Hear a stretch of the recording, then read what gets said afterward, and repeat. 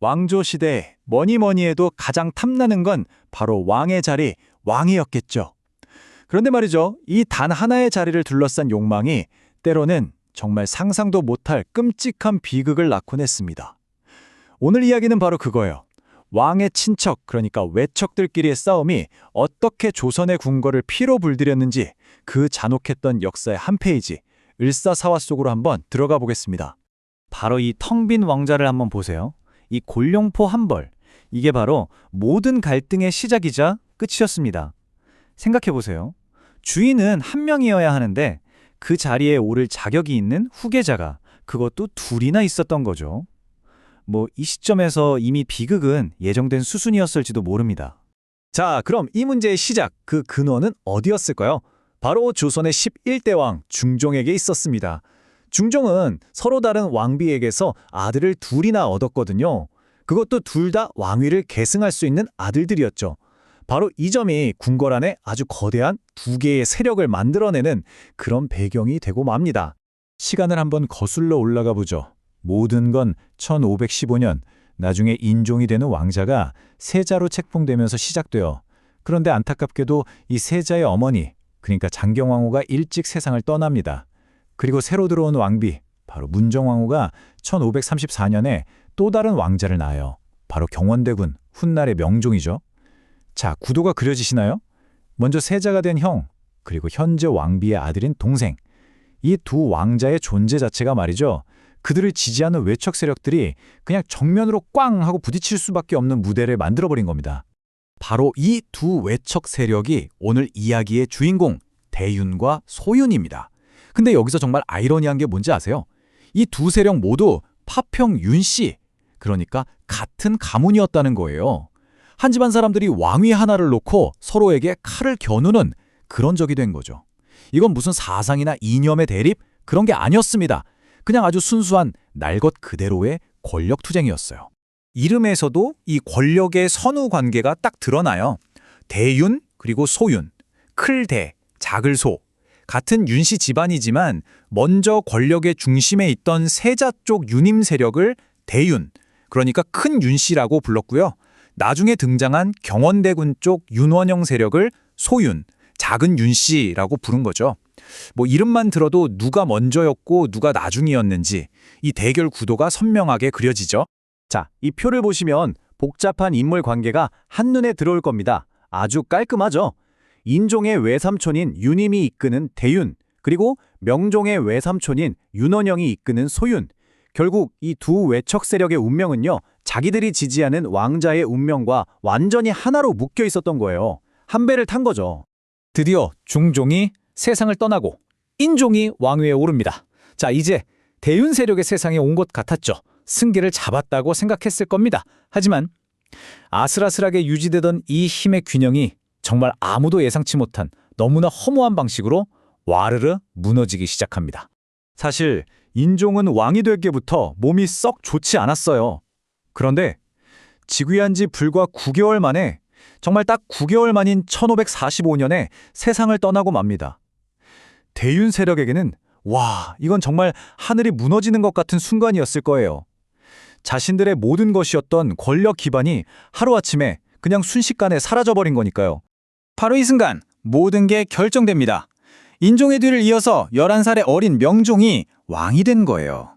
당연히 너무 어리니까 그의 어머니인 문정왕후가 왕을 대신해서 정치를 하는 이른바 수렴청정을 시작하죠. 자, 이건 무슨 뜻일까요? 맞습니다. 모든 권력이 문정왕후 그리고 그녀의 동생이 이끄는 소윤 세력에게로 완벽하게 넘어갔다는 뜻입니다. 게임이 뒤집힌 거죠. 권력을 잡은 소윤, 가만히 있었을까요? 아니죠. 곧바로 칼을 빼듭니다. 무서운 건 그 속도예요. 명종이 즉위한 지 겨우 한 달 반 만에 대윤의 우두머리인 윤임이 역모를 꾸몄다 라는 혐의를 들고 나옵니다. 이것이 바로 피해 숙청, 을사사화의 시작을 알리는 신호탄이었습니다. 왕좌 뒤에 드리워진 저 거대한 그림자, 바로 문정왕후의 절대적인 권력을 상징하는 겁니다. 그녀가 뒤를 봐주는데 뭐가 무섭겠어요? 이제 소윤 세력은 자신들의 반대파를 제거하기 위해서 정말 아무런 망설임 없이 칼을 휘두르기 시작합니다. 숙청은 정말 번개처럼 그리고 아주 폭력적으로 진행되었습니다. 역모라는 고발이 있자마자 바로 체포하고 고문하고 대윤의 핵심 인물들은 손 한 번 써볼 틈도 없이 그냥 속수무책으로 무너져 내렸습니다. 그 결과는 정말 참혹했습니다. 유님을 포함한 대윤의 지도부는 모두 죽음을 당했고요. 그 화는 거기서 끝나지 않았어요. 가족 전체에게 미쳤죠. 아들들도 죽고 아내와 딸들은 노비 신세가 되고 다른 친척들까지 머나먼 유배지로 쫓겨났습니다. 이건 그냥 몇 명을 제거한 수준이 아니라 한 세력을 말부대로 뿌리째 꼽아버린 겁니다. 그런데 말이죠. 을사년의 이 피바람이 여기서 끝이 아니었습니다. 2년 뒤에 이제 다 꺼졌다고 생각했던 불씨가 다시 활활 타오르면서 더 끔찍한 비극을 불러오게 됩니다. 사건의 시작은 정말 사소해 보이는 거였어요. 양재역 벽에 붙은 익명의 벽서 한 장, 붉은 글씨로 쓰인 지금으로 치면 정치적인 낙서 같은 거였죠. 그런데 이 종이 한 장이 소윤 세력의 손에 들어가면서 또 다른 피바람을 불러일으키는 아주 무서운 무기가 되어버립니다.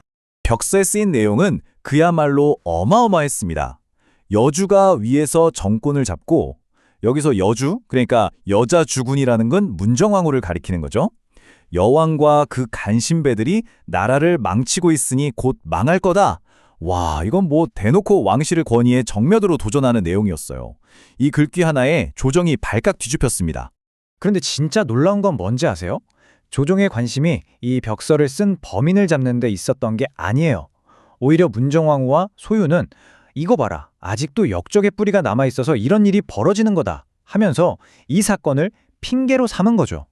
그리고는 아직 살아남아있던 아주 작은 반대 세력까지 모조리 제거하는 2차 숙청, 바로 정미사화를 시작합니다. 이렇게 길고 긴 피해의 숙청이 끝났습니다. 이제 조정에는 승자와 패자 딱 둘만 남았죠. 하지만 이 승리를 위해 치른 대가는 정말 너무나도 컸습니다. 100여 명, 이 숫자가 뭘 의미할까요? 바로 을사사화와 정미사화, 이 두 번의 핏바람을 거치면서 죽거나 유배간 사람들의 숫자입니다. 조선의 똑똑한 인재들이 그저 외척들 간의 권력 다툼 속에서 이렇게 허무하게 목숨을 잃거나 정치 생명이 끝나버린 거죠. 방금 말씀드린 100여 명이라는 숫자 뒤에는 바로 이런 비극이 숨어 있는 겁니다. 저 눈 덮인 혹독한 유배지로 하염없이 끌려가는 모습. 이게 바로 정치투쟁이라는 것이 얼마나 잔혹한 대가를 치르게 하는지 보여주는 거죠. 저들을 기다리고 있는 건 오직 가혹한 형벌뿐이었습니다. 반면에 승자가 가져간 몫은 어마어마했습니다. 윤원영을 중심으로 한 소윤 세력은 모든 경쟁자를 제거했잖아요. 그리고 1565년 문정왕후가 세상을 떠날 때까지 무려 20년 가까이 조선의 조정을 완벽하게 장악합니다. 그야말로 나는 새도 떨어뜨린다는 무소불위의 권력을 누린 거죠. 자, 그렇다면 이 피로 얼룩진 사건은 우리 역사에 과연 무엇을 남겼을까요? 을사사화는 오늘날 우리에게도 이 권력이라는 게 대체 뭔지 아주 깊은 질문을 던집니다.